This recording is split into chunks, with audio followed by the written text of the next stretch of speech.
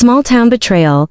Teen cheerleader accused of orchestrating boyfriend's death. High school cheerleader accused of orchestrating boyfriend's murder. Johnsonville, SC. A tragic story of alleged betrayal and youth violence has unfolded in the quiet town of Johnsonville, South Carolina. Trey Wright, a 17-year-old described as the life of the party, was fatally shot on the night of June 24th. Now, in a shocking turn of events, 9 teenagers including Wright's own girlfriend, high school cheerleader Jonna Kistenmacher, are facing murder charges in connection with his death. According to law enforcement, Kistenmacher, along with Devin Raper and 7 other teens, is accused of participating in a plan that led to Wright's murder. While Raper is alleged to have fired the fatal shots, police reports indicate that Kistenmacher was the primary orchestrator of the confrontation, allegedly bringing Raper to meet Wright knowing he was armed and that violence was likely. When she stepped away from people, she had this look on her face and I just really didn't understand it. The events of June 24th, the fatal encounter took place outside the home of Jasmine Louderback, a close friend of Wright, who considered him a brother. Louderback recounted rushing to Wright's side as he lay in the road, gasping for air, while her father and a police officer attempted to render aid. Wright was later transported to the hospital, where he succumbed to his injuries. Louderback told reporters that she had just met Kistenmacher that night. While Kistenmacher appeared to play the role of a shocked and scared girlfriend, even accompanying Wright to the hospital, Louderback noticed a disturbing calm about her when she was away from others. When she stepped away from people, she had this look on her face, Louderback said. She seemed calm. The conflict is believed to be rooted in a love triangle involving Wright, Kistenmacher, and Raper. Snapchat messages exchanged between Wright and Raper on the night of the incident were reportedly provocative and led to the deadly altercation. Wright's mother told the Daily Mail her son met Kistenmacher through Raper. Trey had been dating, but I think they only were dating like for a month, maybe 2 months. But he was getting to the point where he really did like her. It was different from any of the other girls he had been around. He actually wanted to go out his way and be with her. He put everything aside.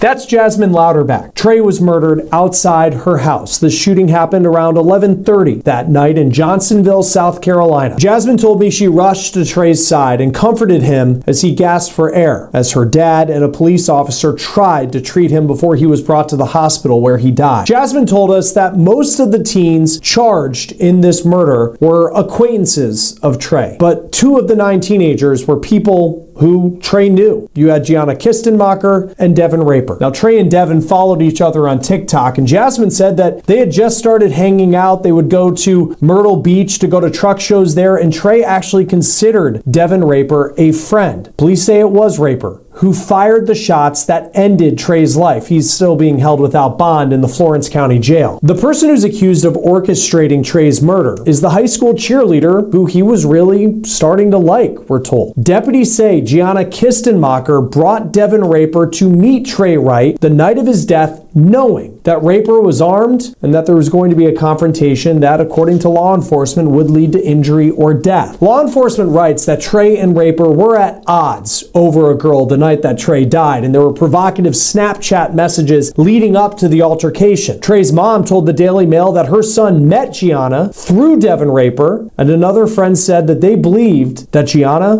wanted the two to fight, that this was a love triangle. But on the night of Trey's murder, any desire to have a confrontation on Gianna's part was not apparent to those trying to help Trey Wright on scene. Louderback said she had just met Gianna as she rushed to help her friend. Had you ever met Gianna? That night was the first time I'd ever met her. And again, I know there's things that you can say and you can't say. I mean, but she was still on scene. I guess like you saw her there when you went outside? Yes, sir. She was still on scene. She stayed on scene till he went to the hospital, and then she went to the hospital. But his mom and them didn't know anything till I got there, or the other kids got there to let her know what was going on, because I wasn't the person who could tell her that on the phone, and I was the one who called. According to Louderback, Gianna was playing the role of the shocked and scared girlfriend, which, by the way, could be very true. She even went to the hospital to be with Trey as he fought for his life. That was a fight that he lost that night. When you first met her in that situation, like what was her body language? What did it seem like in that moment? She kind of threw me off because she was acting like she didn't know what was going on, like she was hurt. And then I don't know, when she stepped away from people, she had this look on her face, and I just really didn't understand it. What was like a angry look, or what was it like? She seemed like when she got in front of people, she was kind of freaking out like we were, but like when she walked away, she seemed calm. Like she called her parents, told her parents what was going on, and she was shaky in her voice, but she was still pretty calm on the phone with her parents. And it kind of similar question as I asked with Devin, because, when it comes out that she's dating this person who passes away and loses their life in this terrible fashion, and then according to police, they said, she was the orchestrator of everything. Like, what was that like for you when her name first came up, you see her mugshot, and then you actually hear what the deputies who investigated say she did? I just didn't really know what to say, because Trey was the kind of person that everybody loved. Nobody really had anything that they didn't like about him. So I just didn't understand what made her do this. Because Trey's like, if you tell him you don't want to be with him, he's fine. He might be hurt for a little bit, but he'll go on with his life. It's not that big of a deal to him. But Jasmine says she also saw something else that night in Gianna Kistenmacher. At first, the authorities charged Kistenmacher with accessory before the fact, but then her charge was upgraded to murder. Others who are also charged with murder in this case, and here are their mugshots. Two of them are minors, and their names have not been released. Devin Raper and another suspect, Hunter Kendall, are the only two who have not been granted bond. Law enforcement have charged the others with similar wording as they have Kistenmacher in saying that they knew Devin Raper allegedly was armed the night that he allegedly killed Trey Wright, and they knew there was going to be a confrontation. An arrest report reads that when Trey Wright allegedly approached the car that Raper was allegedly in, Wright started banging on the window, and at that point, gunshots were fired. The report also said that someone in the car was wearing a ski mask. The low bonds have been met with outrage from Wright's friends and family. This outrage was amplified by a social media post allegedly made by two of the suspects, Brylan Thompson and Jaden Oakler. The 17-year-olds, who were released on bond on August 6th, allegedly posted a Snapchat photo of themselves outside the Florence County Detention Center with the caption, "I'm free," followed by a racial slur, unprecedented charges, and low bonds.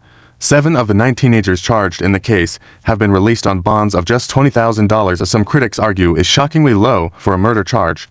Only Devin Raper and one other suspect, Hunter Kendall, are being held without bond. The decision to grant bond to so many co-defendants has drawn widespread criticism and raised questions about the application of South Carolina's hand of all legal principle, which holds that all individuals involved in a crime can be held equally responsible for the actions of one. The prosecutor's office has since filed a motion to modify the bond conditions to prevent such social media activity. A community's call for justice. As the case moves forward, the community continues to grapple with the loss of a young man who was, by all accounts, universally loved. In a heartbreaking social media post just one day after Wright's death, another suspect, Karen Belviso, shared a link to Wright's GoFundMe page, writing, "Trey was one of my friends. We're heartbroken. To know him was to love him." Belviso's lawyer has maintained her innocence, stating, "She's not guilty of anything." Wright's friends and family, including Jasmine Louderback, are now speaking out to ensure his story is not forgotten. "I just want his story to get out there," Louderback stated.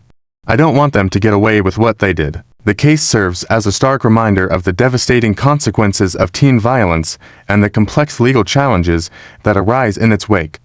The unprecedented nature of the charges and the controversial bonds have thrust this small-town tragedy onto a national stage, where many are watching to see if justice will be served for Trey Wright.